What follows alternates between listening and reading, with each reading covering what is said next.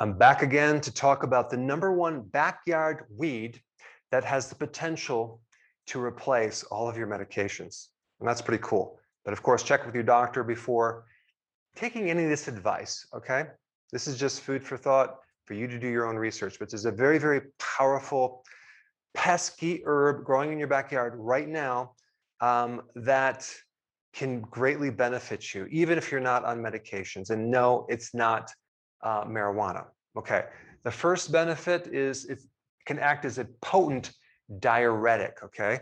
That means it gets rid of fluid retention, edema in your ankles and your feet. It can help you get rid of that. Now, that is going to help you reduce blood pressure. Okay. Now, there's another effect on blood pressure.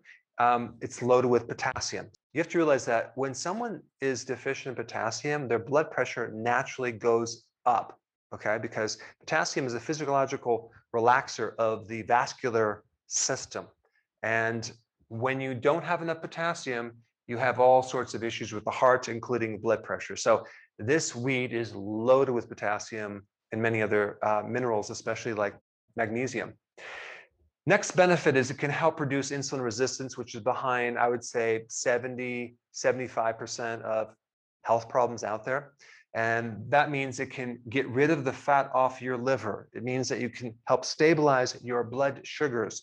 It can help your blood pressure from a different angle because too much insulin from insulin resistance makes your arteries stiff and hardened.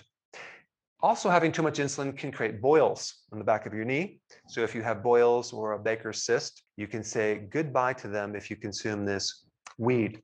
Now, the other interesting and surprising benefit of this weed is it has the potential to reduce the reproduction of a virus, HIV virus. Okay, so it slows down the reproduction of that virus. This weed can also prevent fibrosis in your liver. So if you have a fatty liver, if you have an inflamed liver that's heading towards cirrhosis, which is scar tissue, consuming this weed can slow down that process. All right, the next benefit, and I'm going to explain what 5-alpha reductase inhibitor is, but this weed can help reduce this right here, which then can reduce DHT, thereby helping you with preventing hair loss like alopecia, as well as shrink and enlarge prostate. Okay. Now, if a female has too much DHT, she could have facial hair. She could also have hair loss. So it could work in men and women. This weed, and I'm going to reveal that very soon, also acts as an aromatase inhibitor. Now, what is that? That's another blocker of an enzyme that helps lower excessive amount of estrogen. So if you're a male that has man boobs, or you're losing hair on your lower legs, or your voice is going higher, or whatever, it can help regulate that. It also works in women that have too much estrogen dominance. So it helps regulate estrogen.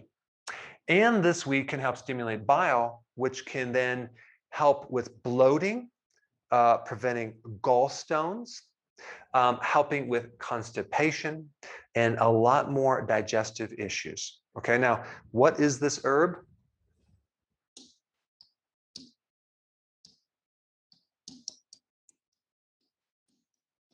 Dandelion greens, okay? Not just the greens, the whole dandelion. You can eat the roots, you can roast them and make coffee out of it, an alternative type of coffee, which is actually tastes very similar to coffee. The greens, which are very bitter, you put some of those in your salad. You want to probably offset these bitter greens with other types of leaves because it's very, very bitter. And it's kind of tough, but it's very therapeutic to include in your daily salads.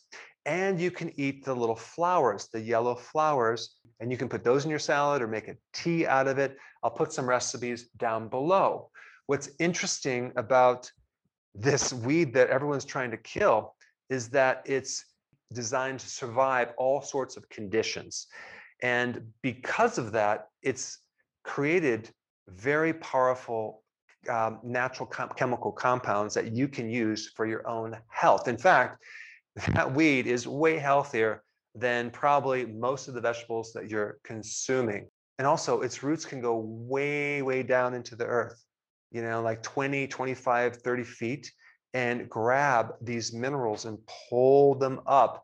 So if the superficial topsoil doesn't have the minerals, it'll go down and pull the minerals up there. So when you're consuming dandelion greens, you're getting a lot more nutrition than most vegetables that don't dig their roots that deep. Now, dandelions have been around for a very long time. The Romans consumed them, the Egyptians, the Chinese, a lot of different cultures, even in India, use dandelion tea for a lot of different ailments. But you should be aware that these dandelions are growing right in your backyard. Of course, don't consume them if they've been sprayed with pesticides. Clean them very well. I recommend even growing them in your garden, and that way you'll have enough to consume on a regular basis. Dandelion greens are one of the best things for your liver after milk thistle, okay? Since so many health problems stem from your liver, it's a very, very good thing to include in your diet. Now, if you haven't seen my video on milk thistle, you should probably watch that next. Check it out.